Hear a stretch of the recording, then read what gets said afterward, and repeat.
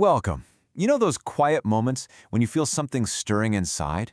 It's not really a thought, not quite an emotion, but something deeper, a kind of subtle knowing. Well, today, we're going to dive into that dormant power and discover how it might just be living right there, in your very own hands. So let's start with something you might have already felt. Have you ever just had this unexplained warmth suddenly bloom in your palms? Or maybe a tingling in your fingers when you're near someone who's hurting, almost like your hands are trying to tell you something? If that sounds familiar, I want you to know that's probably not just a random thing. It could very well be the first whisper of something incredible awakening inside you. You know, there's this idea that the power to heal is some rare gift, right? Like it's only for a chosen few. But if you look at ancient wisdom from all over the world, they tell a totally different story.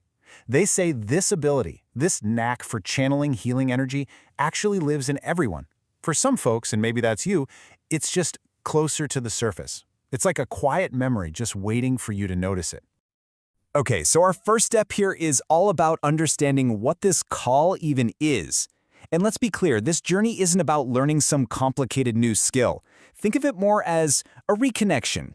It's like a map that guides you back to remembering who you've always been underneath it all.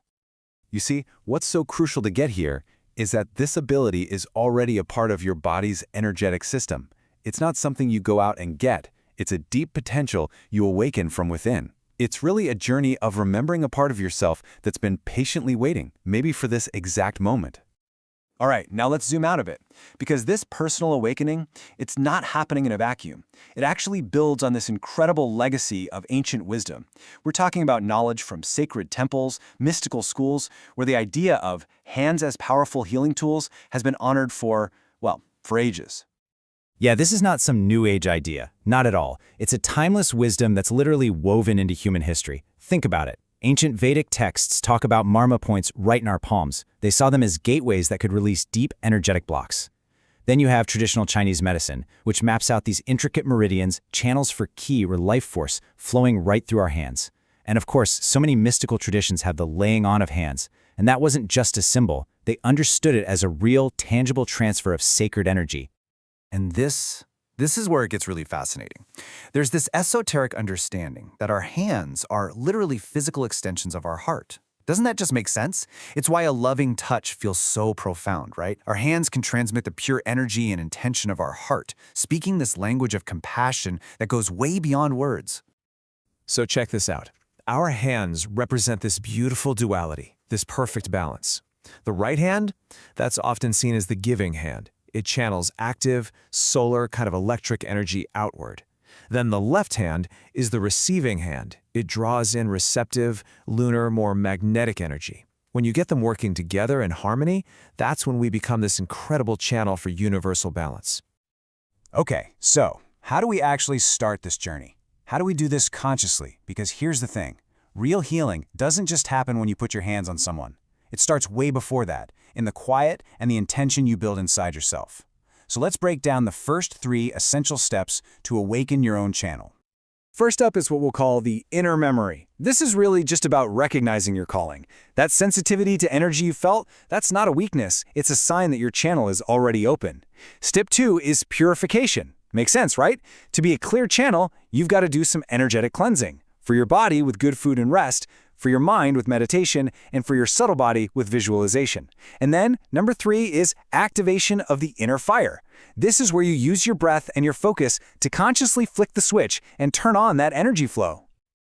You know what? Let's try something right now. It's super simple but really powerful. Wherever you are, just gently bring your palms so they're facing each other, maybe a few inches apart. Don't let them touch, just hold them there. And just be curious, see what happens. Okay, now bring all of your attention into that space between your hands. Go ahead and close your eyes if you want, it might help. Can you feel anything? Maybe a subtle warmth, or feeling like there's a cushion of air? Maybe even a little magnetic push and pull? Whatever you're feeling, that's it. That's real, living energy, and you're becoming aware of it. And as you're feeling that, just repeat this phrase silently to yourself. And this isn't just saying nice words. Okay? Think of it like a vibrational command. You're aligning your intention to the highest frequency possible. You're setting a clear boundary, saying, okay, only pure, compassionate energy gets to flow through me. So if those first 3 steps were all about waking up the energy flow, these next 2 are about wisdom and, well, mastery.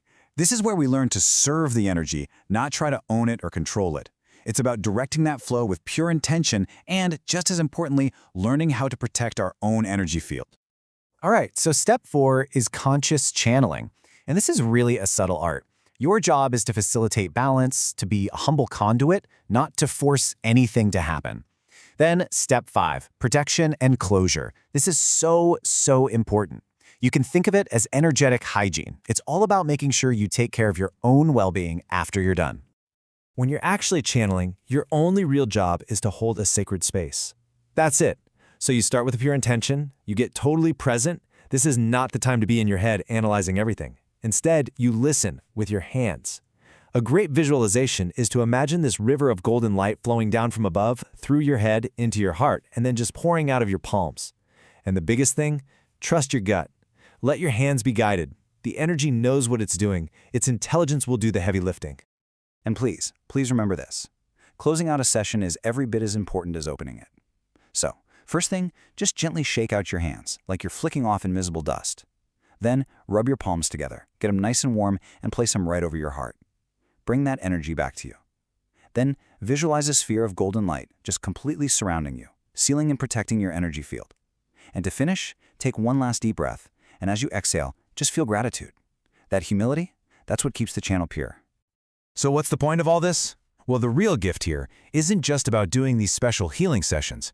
It's about weaving this awareness into your everyday life. I mean, to hold this kind of high-frequency energy, you kind of have to live a life that matches it, you know? Healing stops being something you do and starts becoming who you are. And it's the simple, consistent habits that really build that strong inner foundation.